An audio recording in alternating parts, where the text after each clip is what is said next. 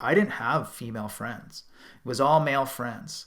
Mm. And the only female friends that would be in my life were literally girlfriends or an acquaintance of a, it'd be like a friend's girlfriend, but not like, someone I just go hang out with. No sexual, anything like that, just two people communicating. I never had that, but I'm starting to incorporate or not incorporate, but to surround myself with women to get a little bit more of that balance. And I think one of the things that I appreciate, and it was even at the plant medicine ceremony in the spring that I saw, was two women embracing and hugging. And I sat there with so much envy and just this overall sense of beauty because they held each other for like 3 minutes.